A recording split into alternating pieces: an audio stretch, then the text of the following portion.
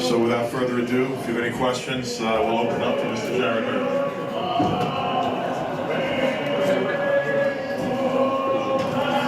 And actually also, before Jared speaks, I just want to acknowledge somebody else that had a big one on the undercard. David Benavides is in the room. Congratulations. Even though I didn't like that stoppage. So now, any questions for Mr. Hurd? Jared, Chris Connor here with FightCity.com. Congratulations on the win. I know Tony Harrison said on Twitter that he's interested in maybe fighting you. Now we got Chandra here who's looking for a fight. Who do you want to fight next? Who's the guy that you're looking at as your next opponent? Oh, well, I'm not really looking for no specific fighter. You know, of course I want the belt. So the Charlo brothers got the belt. You know, Laura got the belt, and Liam Smith got the belt. So, you know, of course we working our way to fight those opponents. But, you know, whatever Al Hammond and my team gives me, I'm ready for whoever. I'm not done with nothing. If you got some questions, you can raise your hand. Yes. No questions?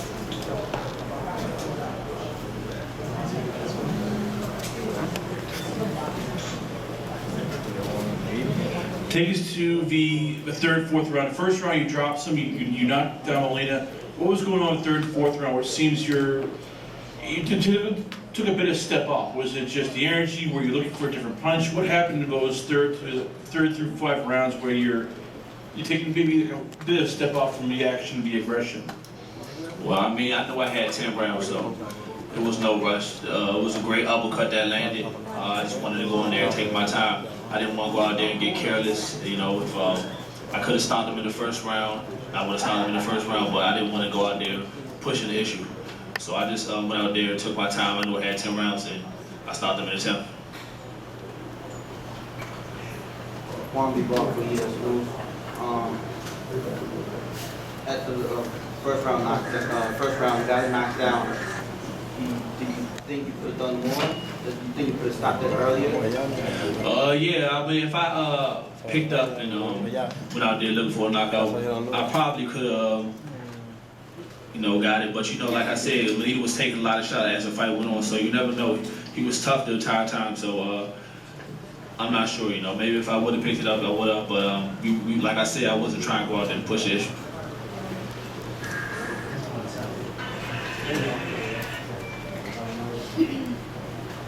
Craig Tabile from the Diocese of Brooklyn. I saw you at the end. It seemed like you bowed down. Were you praying? What were you thinking at the end of the fight? Oh man, I was just, you know what I'm saying? The first thing, I always give thanks to God, because without him, I wouldn't be here. I got on my knees and I gave him all the glory. And you know, like I said, this is the first fight since Muhammad Ali on Premiere CBS. So, you know, I'm making history today. I'm just blessed to have this opportunity.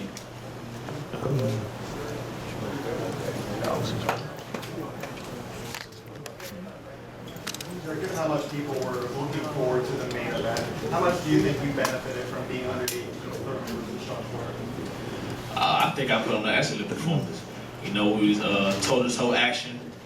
You know, like I said, it wasn't you know, fast-paced rounds. We was working the entire time. You know, me and Oscar and Lita did put up a great show for you guys, and I think that was a great opening for keep Thurman Sean Porter fight. Hey Jared, it seemed like, you know, in the 7th, 8th round that Molina was starting to look winded, and he would come back and pop you with a shot. Did you ever think before the 10th round, maybe round 7, 8, 9, that you had him out of there? Yes, I think it was the 8th round. I felt like I had him hurt, but a bell round. You know, Molina was leaning in to his left, and I was loading up a little bit in the earlier rounds, in the 2nd, 3rd round, because I knew I landed a big shot. But my corner told me to start touching him, start loading up, and that's what I just did. I started touching him more, and the shots, they flew, they came in without me trying so hard. So I feel like in the 8th round I had him hurt, but the bell slightly saved it. Good. Rock from SiriusXM. What made you decide to fight in the closet so much rather than keeping them, you know, you're taller, you're long, keeping them at the end of your jab? Is it because of success in the first round? Well, you know, Molina, he was, the jab was working good for me, but I could see that as the fight went on, if I would have fought at a distance, it would have kind of been at his pace, and I kind of wanted to break him down more, so I wanted to put a little pressure on him at the same time. So I didn't want to give him too much space because I wanted to wear him down a little bit. Great job, thanks.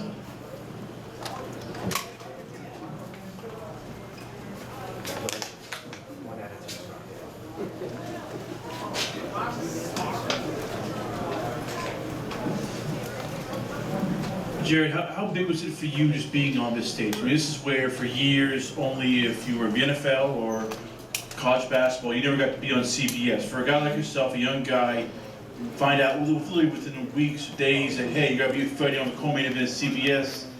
How much has that changed your life since? I think this opens a lot of doors for me, you know. I felt like I came out there and put on a performance that, you know, the viewers and everybody was happy with. I felt like coming into the fight, I was a prospect, but I feel like leaving out now, I'm a contender. So, you know, this opportunity for me, I feel like it opened a lot of doors for me, and we're gonna see what the future holds for me. Were you expecting a stoppage so late? Well, we was actually planning to stop him a little earlier in the, you know, the 6th and 7th round. But like I said, man, he came in tremendous shape. He was tough, man. He took a lot of shots, and he fought through it, and I was able to stop him in the 10th round.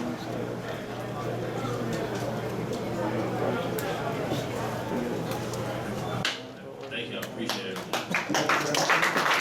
But I think that the fight should have been allowed to continue in the end. It was sort of strange because it was one of the more competitive rounds of the fight, and then it was just sort of weirdly stopped. But I have no argument. I congratulate David and Sampson. I got no argument. He's a good young fighter, and I told him I think he's got tremendous power, and I think he's a very, very good young fighter. You don't intend to appeal it? I mean, I'm appealing to him for what? I mean, he won. I mean, what are they going to do? I mean, you know what? Honestly, and Tutu gave a good account of himself, and he'll get another opportunity from having that kind of a fight with a guy a kid that's good. So, you know, yeah, I mean, I'll say something to the commission. I think that was a bad stoppage, but in a way, it deprived both fighters because the fight didn't have a normal conclusion. It had a strange ending that I don't really understand. But, you know, this was an unbelievable night for boxing. I don't want to talk about any controversy. He won the fight. And honestly, like, for the sport itself, we all won tonight, you know. Everyone won tonight. You know, this was a great night of boxing. And for the first nationally televised fight on CBS since Muhammad Ali, to have this kind of a show, everybody should be happy. It's not a time to talk about controversy. It's a time to celebrate. You're still very young, but you're coming out of the weight division. Where do you see your future at 168? You know, I see myself as a contender in the future at 168. You know, I'm still young, like I said. This is my first time, or my second time going 7 rounds in a fight. You know, I usually end them early. But we're gonna go back in the gym. You know, there's a lot of stuff we can work on. You know, I see myself as a contender in the future. What do you want to work on? A little bit of head movement. You know, more body shots. You know, I think if I would have went to the body a little earlier in the fight, I would have got him out of there quick. But you know, there's still room for improvement. How would you make 168? It's easy. I don't have a problem making 168. And Francine too is not here, and he is my fighter, so I do want to say this. I think he gave a good account of himself tonight before a hell of a fight. And I think look, this was here's another thing. People that came here early and watched this whole card, this was good boxing the whole night through. And that's another thing that this was just a great night for the sport. It was if you bought a ticket tonight and you came to the Barclays Center, then you saw a great night of boxing, and that's just good stuff. You know, everything was good. The women's fight was competitive and quality. This fight was quality. The fight with Molina and Hurd was quality. And then you had 2 of the best fighters in the world fight, in my mind, the fight of the year. And then that's just great for boxing. It was a great night. And if you have any more questions for David before I let these guys go and celebrate their victory? Question for us, Sampson. I know you're very proud of him. You want to be able to see him step up, or maybe fight with Michael Seals or Rodriguez.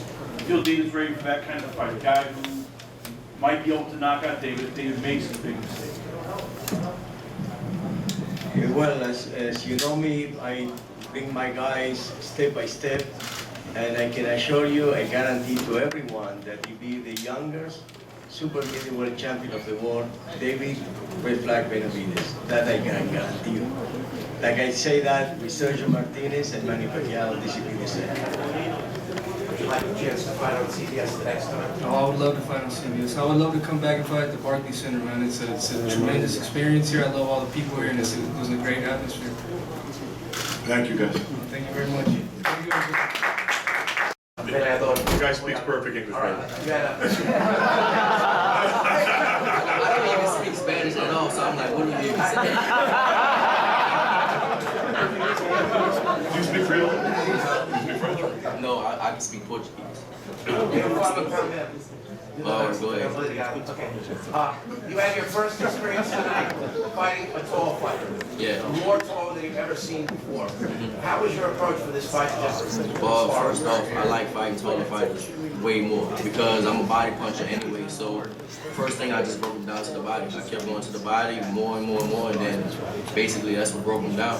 That's how I knocked him out.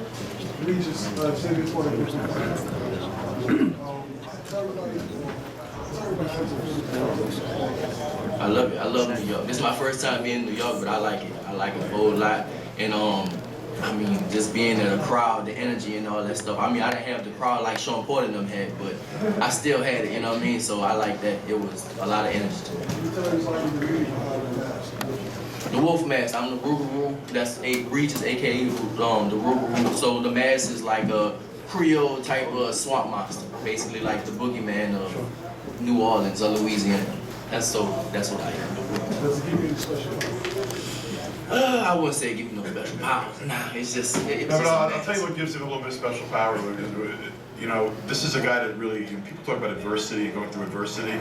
And his family went through, Katrina and lost pretty much everything. He had to be relocated to Houston. And, he was a terrific amateur prospect. Sort of got lost in the shuffle.